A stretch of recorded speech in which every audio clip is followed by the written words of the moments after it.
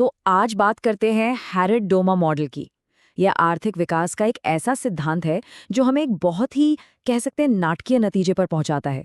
वो ये कि स्थिर आर्थिक विकास हासिल करना एक चाकू की धार पर चलने जैसा है, जहां संतुलन बनाए रखना लगभग नामुमकिन है। ये अर्थशास्त्र का सबसे बड़ा सवाल है ना?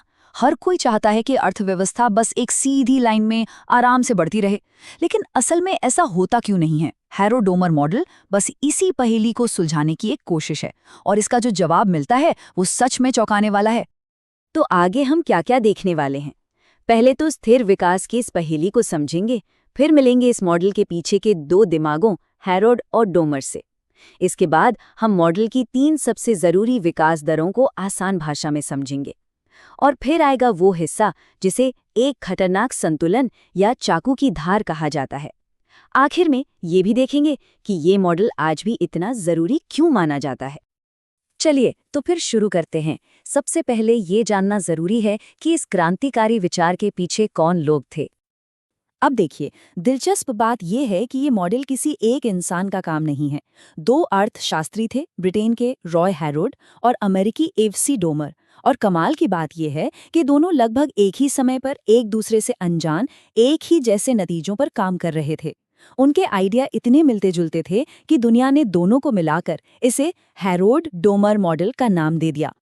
इस मॉडल की सबसे बड़ी खासियत ये थी कि इसने 2 अलग-अलग आर्थिक सोच को एक साथ मिला दिया। इसने निवेश को सिर्फ मांग यानी डिमांड बढ़ाने वाले फैक्टर के तौर पर नहीं देखा, जैसा कि महान अर्थशास्त्री कीन्स मानते थे, बल्कि इसने ये भी माना कि निवेश से उत्पादन क्षमता यानी सप्लाई भी बढ़ती है। ये उस जमाने में एक बिल्कुल नया नजरिया था। ठीक है, तो अब इस मॉडल के दिल में चलते हैं और उन 3 विकास दरों को समझते हैं जिन पर यह पूरा का पूरा सिद्धांत टिका हुआ है। देखिए, किसी भी मॉडल की तरह हैरोड्स-डोमर मॉडल भी कुछ बातें मानकर चलता है, जैसे कि अर्थव्यवस्था में फुल एम्प्लॉयमेंट है, सरकार का कोई दखल नहीं है और ये एक बंद अर्थव्यवस्था है, मतलब कोई विदेशी व्यापार नहीं। ये बातें मॉडल को थोड़ा आसान बनाती हैं ताकि हम मेन चीज़ों पर फोकस कर सकें। तो इस मॉडल के केंद्र में 3 अलग-अलग ग्रोथ रेट्स हैं। पहली है वास्तविक ग्रोथ रेट, मतलब असल में क्या हो रहा है। दूसरी है वांछित ग्रोथ रेट, मतलब संतुलन के लिए क्या होना चाहिए। और तीसरी है प्राकृतिक ग्रोथ रेट, जो बताती है कि ज्यादा से ज्यादा क्या हो सकता है। सबसे पहले वास्तविक विकास दर, जिसे जी से दिखाया जाता है। ये बहुत सीधी सी बात है। ये वो दर है जिस पर किसी देश की इनकम असल में बढ़ रही है साल दर साल। ये वही आंकड़ा है जो हम अक्सर खबरों में देखते हैं। अब ये जो समीकरण दिख रहा है GC = S, ये इस मॉडल की जान है। यहाँ G तो है वास्तविक विकास दर और S है बचत की दर, और जो C है वो है कैपिटल आउटपुट रेशियो, मतलब एक यूनिट आउटपुट बनाने के लिए कितना पैसा या निवेश चाहिए। तो ये समीकरण बस इतना कह रहा है कि अर्थव्यवस्था में जो निवेश हो रहा है यानी GC, वो उसकी कुल बचत यानी S के बराबर होना चाहिए। दूसरी है वांछित विकास दर या GW। ये एक थ्योरेटिकल रेट है, मतलब ये वो ग्रोथ रेट है जिसकी अर्थव्यवस्था को जरूरत है ताकि सारे नए निवेश का पूरा पूरा इस्तेमाल हो सके। इसे एक तरह से फुल कैपेसिटी वाली ग्रोथ रेट भी कहते हैं। ये अर्थव्यवस्था के लिए एक आदर्श रास्ता है। और आखिर में है प्राकृतिक विकास दर या GN। इसे आप अर्थव्यवस्था की स्पीड लिमिट समझ सकते हैं। ये वो ज्यादा से ज्यादा तेज रफ्तार है जिससे अर्थव्यवस्था बढ़ सकती है, जो कि लेबर फोर्स और टेक्नोलॉजी में तरक्की जैसे फैक्टर्स पर निर्भर करती है। इससे तेज जाना लंबे समय तक मुमकिन नहीं है। तो अब आते हैं इस मॉडल के सबसे फेमस और सबसे नाटकीय हिस्से पर, चाकू की धार की समस्या।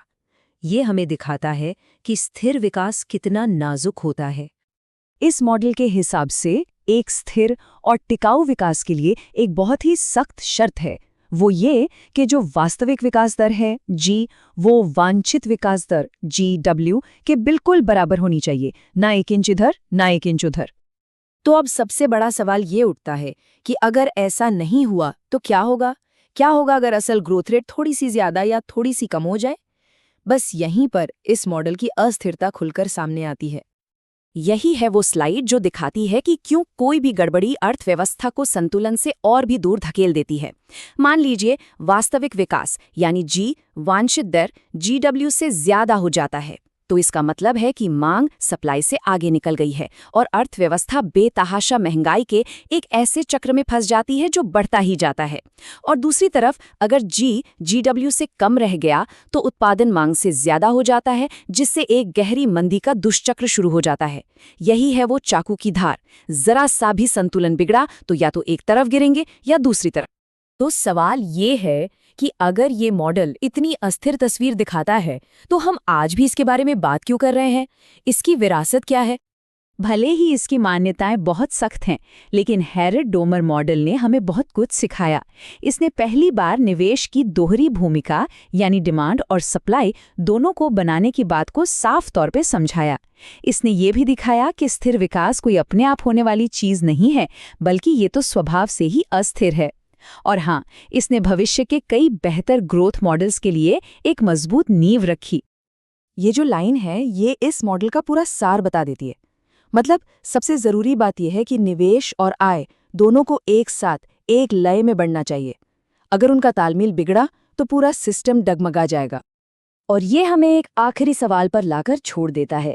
आज की इस जटिल दुनिया में जहां लगातार बदलाव और वैश्विक झटके लगते रहते हैं, क्या हैरोल्ड डोमर मॉडल वाला वो एकदम परफेक्ट स्थिर विकास कभी भी हासिल किया जा सकता है?